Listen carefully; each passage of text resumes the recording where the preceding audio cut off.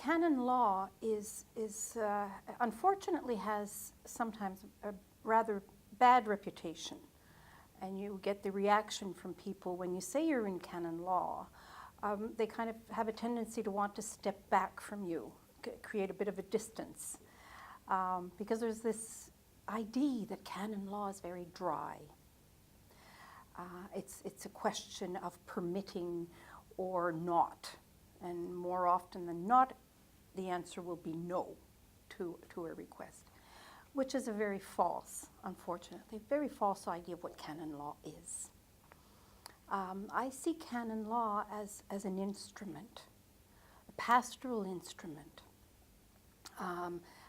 for the salvation of souls. That's why our Code of Canon Law ends with all of this that you've learned is for the salvation of souls. If it's all in the practice and the application of canon law. If you study canon law for the reason, sometimes unfortunately a career reason, and I use the word with the full knowledge of what that means, you're studying for the wrong reasons.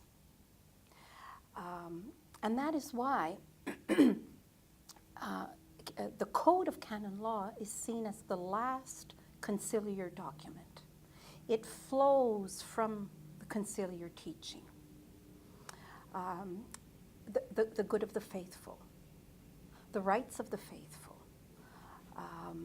and the salvation of their souls. Why is it critical today?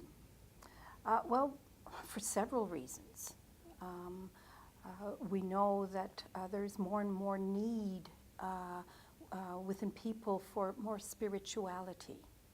We have to be able to go and reach the people where they are. Francis keeps talking about that. And that's great. But you have to have certain structures sometimes to make sure that these efforts do bring concrete fruits.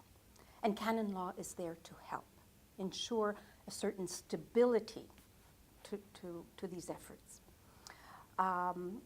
Canon law also, and unfortunately this is a sad chapter in the story of the church, is the cases of sexual abuse. And we've seen in the past years what can happen when canon law is neglected. Canon law is there to ensure that, again, the rights of the people are guaranteed. But I would go a step further. We're dealing with cases of sexual abuse, but there's the prevention.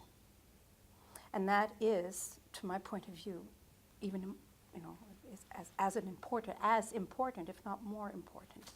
And canon law now is looking into how to incorporate the prevention of abuse into the formation of our students.